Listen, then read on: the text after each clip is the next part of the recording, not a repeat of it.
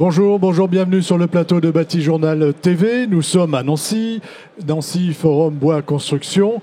Et avec mes deux invités, nous allons parler emploi, nous allons parler attractivité, nous allons parler formation. Enfin, vous avez compris, on va s'intéresser au métier du bois. Pour en parler donc avec moi, Mélanie Collin, bonjour. Bonjour. Vous êtes chargée de projet à la Maison de l'Emploi du Grand Nancy. Qu'est-ce que c'est la Maison de l'Emploi du Grand Nancy ? La Maison de l'Emploi du Grand Nancy, c'est vraiment à ne pas les maisons de l'emploi tout court, à ne pas confondre avec, par exemple, Pôle emploi. Ce sont des outils territoriaux. Donc l'objectif, c'est vraiment de faire se rencontrer des partenaires qui sont publics, privés, des élus, des acteurs locaux et de pouvoir faire ensemble un programme d'action qui soit réactif et concerté en fonction des besoins du territoire. Et on va voir qu'on a des besoins dans les métiers du bois. À côté de vous, monsieur, Pascal Triboulot, bonjour. Vous êtes professeur à l'Université de Lorraine, directeur honoraire de l'ENSTIB et vous êtes aussi vice-président de FIBois Grand Est.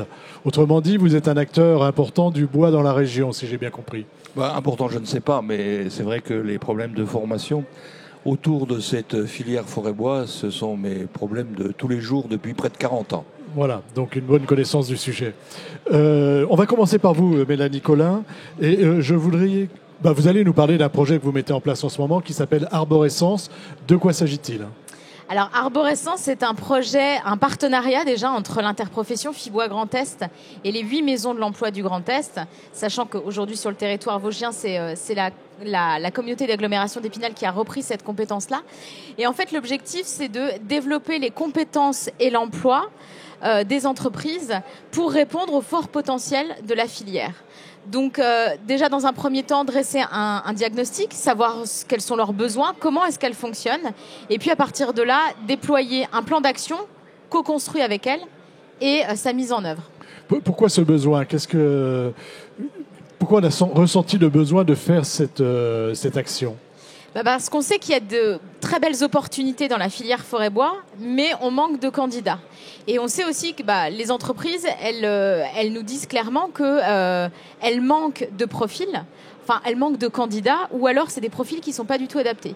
Donc réussir à faire un état des lieux qui nous permettent de comprendre exactement quels sont leurs besoins, et après de trouver des solutions innovantes et d'expérimenter des choses en fait. Quand on parle d'état des lieux, ça veut dire quoi ? Et qu'est-ce que vous mettez en face ensuite ?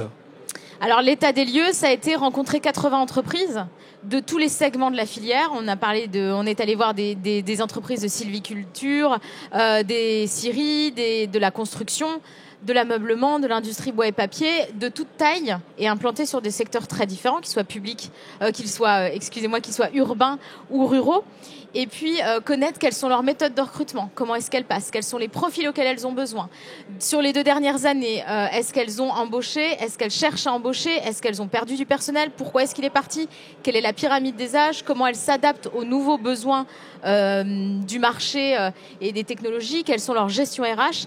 Donc vraiment tout un panel très détaillé pour chaque entreprise. On s'intéresse d'abord à l'entreprise avant de s'intéresser finalement aux candidats potentiels, ou on fait les deux choses en même temps ? On s'est d'abord intéressé aux entreprises parce qu'on a besoin de l'implication de l'entreprise. C'est que derrière sera donc déployé un plan d'action, mais le plan d'action, il faut qu'il soit en adéquation avec les besoins des entreprises et il faut qu'il soit co-construit avec elles. Sinon, ça ne peut pas fonctionner. On parle dans cette émission, elle est titrée et les ateliers, l'atelier auquel vous allez participer, on parle d'attractivité des métiers du bois. Est-ce qu'aujourd'hui les métiers du bois sont attractifs tout simplement ? Alors, est-ce qu'ils sont attractifs ? Oui. Je vous poserai la même question. Est-ce qu'ils attirent ? Je dirais non. Ils sont attractifs parce qu'il y a de réelles opportunités. Sur le territoire du Grand Est, il y a à peu près 8000 offres d'emploi qui sont à pourvoir chaque année. Donc il n'y a pas de doute, c'est attractif. Par contre, il y a une méconnaissance évidente des métiers de la filière. Pourtant, ils sont très diversifiés, ils sont accessibles à des niveaux très différents. Et puis, je pense qu'on s'en fait aussi une image qui est désuète. Monsieur Triboulot, je pense que vous êtes d'accord avec moi, c'est-à-dire que ça reste des métiers physiques, ça reste des métiers qui peuvent être difficiles, même s'ils sont très variés. Mais par contre, ils ont une image qui leur colle à la peau, qui est plus, on n'est pas le bûcheron avec sa veste à carreaux. Je vais prendre un autre secteur que je connais bien, qui est celui du bâtiment et de la construction. Et en dehors de la construction bois, quand on parle de maçonnerie ou de choses comme ça, clairement, il y a des difficultés aussi là pour rendre attractifs les métiers. Est-ce qu'on on est au même niveau? Moi, j'avais l'impression que le bois était quand même quelque chose où on avait envie d'aller. De ma petite lucarne d'en haut. Je pense que le travail de la matière vivante qu'est le bois fait qu'il y a un côté noble à la chose.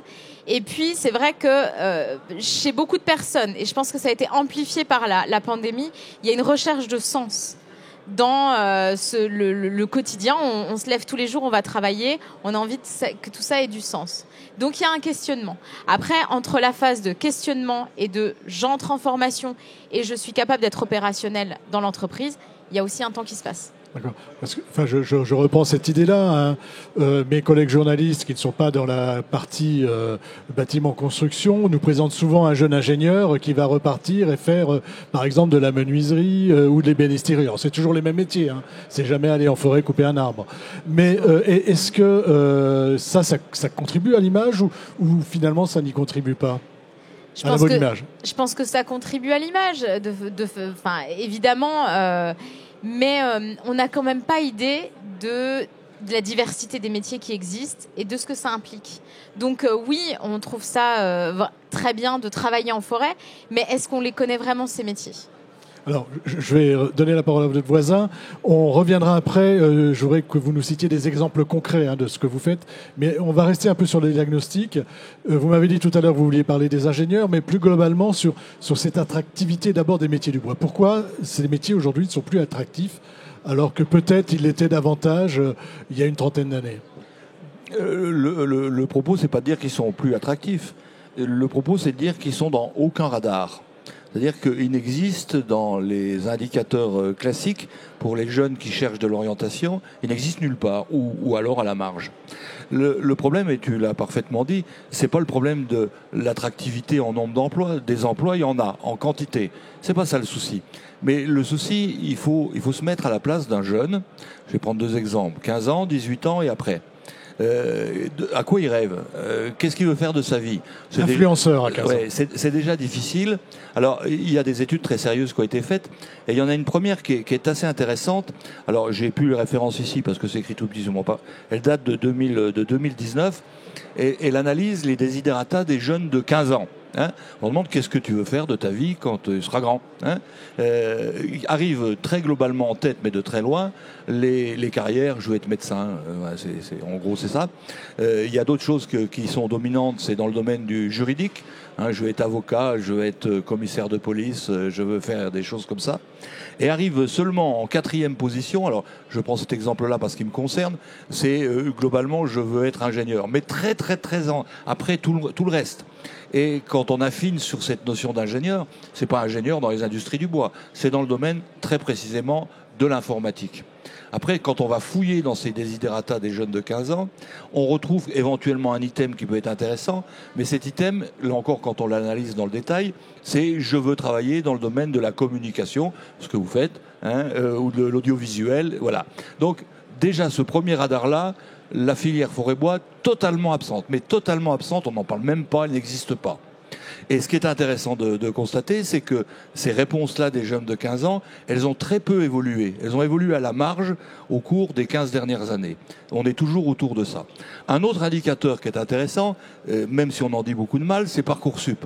Parcoursup, ça permet de voir quels sont les choix principaux des gamins. Ce qu'ils demandent, ce qu'ils veulent faire. Alors, là encore, c'est assez édifiant.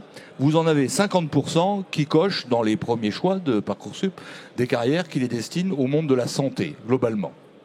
15%. En deuxième position, vous avez dans le domaine du commerce 30%.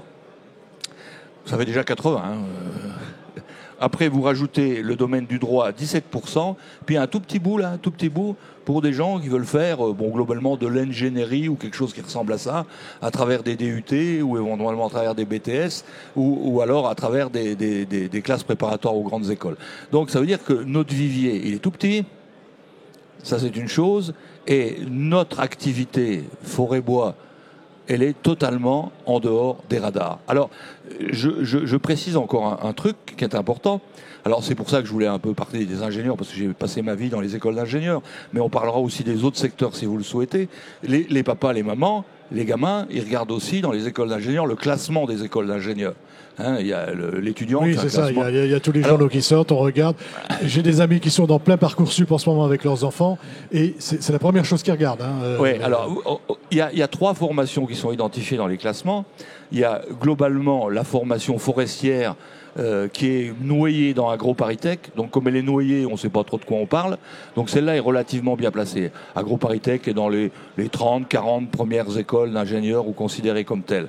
Mais vous prenez les 2 écoles, qui sont les 2 écoles très clairement identifiées sur le secteur du bois, de la transformation du bois. Hein. Vous regardez leur classement, alors des fois c'est un qui est devant l'autre et réciproquement, mais c'est pas exactement la dernière place, mais c'est dans les 10 dernières, sur à peu près les 200 écoles. Parce que les critères ne sont pas adaptés. Alors pourquoi? On peut se poser la question. Il y a un critère qui est important, il faut le dire aussi, en particulier aux gens qui sont présents au salon, c'est que moi, dans une de mes responsabilités universitaires, j'ai eu la charge de toutes les écoles d'ingénieurs de l'Université de Lorraine. Donc il y avait 11 écoles d'ingénieurs dans des domaines très différents. La plus prestigieuse de ces 11, c'était incontestablement l'école des mines de Nancy. Et puis il y avait l'ENSAIA qui fait dans l'agronomie, l'ENSIP qui fait dans le bois, l'ENSIC dans le domaine de la chimie, j'en passais des meilleurs. Quand j'étais directeur de cette organisation des écoles d'ingénieurs à l'Université de Lorraine, on regardait tous les ans les salaires à l'embauche, hein, pour les jeunes ingénieurs débutants. L'écart à l'embauche, hein, pour un jeune ingénieur qui a fait, comme tous les autres, un parcours... Qui a fait son parcours normal. normal. Il y a un écart de salaire entre l'école des mines, qui a le salaire le plus élevé, et l'ENSTIP, qui a le salaire le plus bas, de 43%.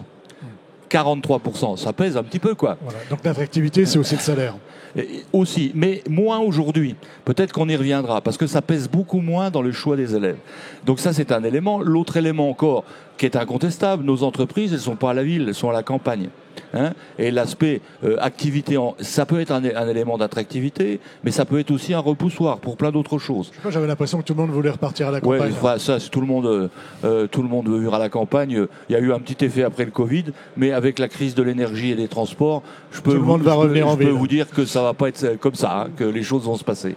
Donc voilà des éléments font, pour conclure, le problème, c'est qu'on est totalement absent des radars aux moments cruciaux où les jeunes doivent choisir au moment des choix. Et rien ne nous aide. Après, on verra. Je vous poserai la question de qu'est-ce que vous proposez, évidemment. Mais on va revenir vers vous. Déjà, une réaction par rapport à ce qu'on vient d'entendre. Vous ne travaillez pas tout à fait sur le même public. Est-ce que vous faites le même constat ?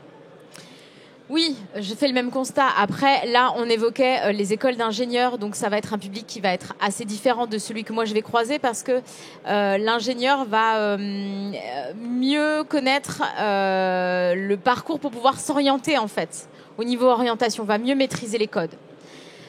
Moi, je m'intéresse à un public qui est très différent, c'est-à-dire que dans les animations qu'on peut proposer justement sur la promotion des métiers du bois, on s'adresse à la fois à des jeunes des missions locales, parce que je travaille dans une maison de l'emploi et c'est une structure sœur de la mission locale, des personnes qui sont en service civique, des demandeurs d'emploi qui viennent de Pôle emploi, des personnes en insertion qui n'ont pas travaillé depuis longtemps, et puis des gens qui se posent juste la question, je recherche du sens à mon travail, j'aimerais avoir des informations. Et puis, autre cible non négligeable, ce sont les prescripteurs de l'emploi. Ce qu'on appelle les prescripteurs de l'emploi, c'est un conseiller mission locale, un conseiller Pôle emploi, c'est un conseiller d'orientation. Parce que ces gens-là également ne connaissent pas bien finalement les métiers du bois. C'est ça. Et vu que ce sont les premiers relais dans l'orientation, si eux ne connaissent pas la filière, ils ne peuvent pas derrière envoyer des personnes qui s'intéressent à ces métiers-là. Je vais vous demander 2 ou 3 actions concrètes que vous faites justement, que vous menez pour faire connaître ces métiers, pour les rendre attractifs. Expliquez-nous comment vous travaillez. Alors concernant l'orientation, puisque c'est l'un des axes de travail d'Arborescence, on a organisé en novembre 2021 le mois du bois. On a décidé de mettre la lumière en fait sur les métiers de la filière durant une période un petit peu plus courte. Et dans les actions, il y a eu des visites d'entreprises, des visites de centres de formation, des visites de chantiers, pour que les personnes, donc tant les demandeurs d'emploi que les prescripteurs, puissent juger par eux-mêmes. Ils vont directement sur place, ils voient quelles sont les quelles sont les conditions de travail, quel est le quotidien, et ils leur posent directement des questions, plutôt que de se référer à des fiches métiers qui sont souvent qui n'ont pas été réactualisées depuis très longtemps. Voilà. Après, on a organisé également, par exemple, des ateliers de plantation animés avec l'ONF, ouverts au grand public. Donc là, organisés durant les vacances scolaires, ce qui fait que les familles ont pu venir. Et puis un peu sous le prétexte de découverte du patrimoine naturel local et puis le côté ludique de la plantation. Et c'était aussi parler des métiers, parler des effets du changement climatique. Donc les thématiques étaient très différentes. Et puis on organise aussi des ateliers toucher du bois. Là, c'est des jeunes qui sont en prépa métier, donc qui se posent déjà des questions et qui sont ouverts à découvrir différentes choses. Ils se rendent dans un centre de formation et puis ils réalisent une petite pièce de bois, parce qu'on sait que la vocation, elle naît aussi du toucher, et que là on parle d'une matière vivante qu'est le bois, donc autant en profiter. Vous avez un peu de recul déjà par rapport à tout ça. Est-ce que vraiment ces actions aujourd'hui montrent que peut-être il y a plus de gens qui se dirigent Alors on n'a pas encore assez de recul. Une meilleure conséquence. Vous n'avez pas encore fait de recul. On n'a pas encore assez de recul. Il nous faudrait 1 an de recul en fait pour réellement s'implanter dans les systèmes de formation qui suivent, et donc savoir s'il y a réellement des personnes qui rentrent en formation. Au niveau des prescripteurs, je ne doute pas qu'il y ait une meilleure connaissance de la filière, et je pense qu'elle reste à développer. Mais par contre, il nous faut davantage de recul. Après, on a d'autres initiatives au niveau de la formation également. Alors, merci de voir. Je suis obligé de vous interrompre. On reviendra l'année prochaine ou dans 2 ans pour faire un petit bilan. C'est assez intéressant, je pense. Dites-nous, vous, les solutions que vous voulez apporter à ce problème, et notamment par rapport aux ingénieurs. Enfin, les solutions. C'est peut-être pas les solutions, mais en tout cas les actions qu'il faudrait mener selon vous. Non, je ne veux pas focaliser sur les ingénieurs. Mais je voudrais insister sur un point qui est le nœud du problème. C'est le problème de l'éducation au sens le plus générique du terme. Dans le rapport Catelot, il y avait la recommandation numéro 14, je la connais presque par cœur, qui tendait à demander à ce qu'on introduise dès le primaire, dans la formation de nos gamins, la formation sur la forêt et le bois. Tant qu'on n'aura pas fait ça, on n'arrivera à rien résoudre du tout de mon point de vue. Je prends un secteur, et qui n'est pas du tout celui des ingénieurs, celui des ETF. Des gens qui travaillent en forêt, les bûcherons, les débardeurs, etc., etc. Comment voulez-vous attirer des gens dans ce métier-là, alors que globalement la société, aujourd'hui, est en train de se radicaliser contre ce secteur professionnel. Des bûcherons qui se font insulter en forêt aujourd'hui, c'est pas tous les matins, mais presque. Des bûcherons dont les machines sont sabotées, c'est pas tous les matins ou presque. Donc il y a une espèce de profession maudite. Et pour expliquer que le travail du bûcheron, sans les bûcherons, ici, il se passe rien, quoi. Faut en avoir conscience. Donc, il y a déjà un objectif qui est simple, qui est peut-être caricatural, mais moi je considère qu'il est fondamental, c'est qu'il faut que la société se mette à aimer les bûcherons. Quand on aura déjà réussi ça, et ça c'est de la pédagogie, on aura déjà avancé. Arrêter la radicalité, mais bien sûr, c'est peut-être aussi dans les 2 sens. Oui. Mais ça veut dire qu'il faut faire beaucoup de pédagogie. Mais de la pédagogie à la base. Il faut donner les bons éléments. Il ne s'agit pas de faire de la propagande. Moi, je ne crois pas une seule seconde aux spots de télévision qui vont nous aider. Venez chez nous, il y a du feu. Ça me fait penser à l'image que j'avais quand j'étais gamin à l'école primaire de mon village. Il y avait le sergent recruteur, il faisait signer sur un tambour, il offrait un poulet puis une bouteille de vin. Engagez-vous. Ça marche pas, ça. C'est pas ça. Il faut que les gens comprennent qu'on est dans quelque chose d'essentiel, quelque chose qui est fondamental pour la société, dans le domaine de la construction en bois. Et ça, c'est un travail de pédagogie intense, fondamental. Et tant qu'on n'aura pas réussi ça, on sera illisible et incompréhensible au moment où les jeunes seront en capacité de choisir un avenir professionnel. Le jour où on mettra en avant le rôle essentiel pour la société, pour la planète, pour l'humanité, du travail de bûcheron en forêt, on n'aura plus ce regard que porte la société sur ces gens-là. Et vous ne pensez pas que des événements comme celui-ci, ils sont médiatisés à leur petite échelle, il y a quand même des gens qui viennent, il y a quand même des élèves, je vois passer là dans les allées des jeunes gens, des jeunes filles. Oui. Est-ce que vous ne pensez pas que... Ils sont déjà conquis, ceux-là. Ils sont déjà conquis, c'est pas ceux-là qu'il faut aller convaincre. C'est pas ceux-là. Vous savez, il y a quelques années, quand on a installé le forum devant le centre Jean Prouvé, c'était pas cette année, c'était une des éditions d'avant. Il y a des Nancéens qui se promenaient dans la rue, qui ont crié au scandale. Parce qu'on avait coupé des arbres. Et tant qu'on n'aura pas résolu ce problème-là, ce problème d'image, ce problème du rapport qui est un rapport très profond de la société vis-à-vis de la forêt et du bois, qui est seule façon, c'est de couper les arbres. Hein, c'est l'équation sans solution aujourd'hui. Comment construire davantage en bois sans couper les arbres? Mais le nœud du problème, il est là. Après, une fois que ça aura été expliqué, le reste va couler de source. Donc ça veut dire aller en forêt quand on est enfant. Mais ce que vous dites, c'est parfaitement ça. C'est sans doute là, et ça, c'est de l'éducation. Et c'est ça qu'il faut multiplier. Petit. Il faut commencer petit. Et il faut bourriner chez les jeunes. On parle de forêt, donc le côté ludique, c'est hyper facile de le faire en forêt. Donc la pédagogie, elle vient avec. Vous le ressentez, ça, cette mauvaise image que peuvent avoir parfois des métiers comme ceux-ci Ah oui. Oui, sans aucun doute. Alors déjà, il n'y a pas de doute justement sur le fait que les ETF ne trouvent pas de main-d'œuvre. Mais aussi, non, on ne va pas s'intéresser au métier du bois. C'est difficile, il faut travailler dehors. Et puis je vous dis, il y a le côté, le bûcheron, le stéréotype du bûcheron. Donc le stéréotype du bûcheron canadien, ça fonctionne plus. Le Golgoth dans sa forêt, voilà. Il faut le faire aimer. Faut le faire aimer. Moi, j'adore les bûcherons canadiens. Et puis, il y a aussi autre chose qu'il faut dire, c'est que c'est facile de dire on a un problème pour recruter des gens. Donc, on va créer un nouvel établissement, une nouvelle école, un nouveau truc. Le remède sera pire que le mal. Parce qu'en fait, le problème, c'est pas ça. Les outils de formation, ils existent. Les emplois, ils existent. Le problème, c'est les gens qu'on fait rentrer dans les outils de formation. Et ça passe par un changement profond de la société vis-à-vis du secteur qu'est le nôtre. Ici, c'est le bonheur. Tout le monde est convaincu. Essayez de rencontrer quelqu'un qui l'est pas. Ça n'existe pas. Mais allez dans la rue, vous verrez que c'est différent.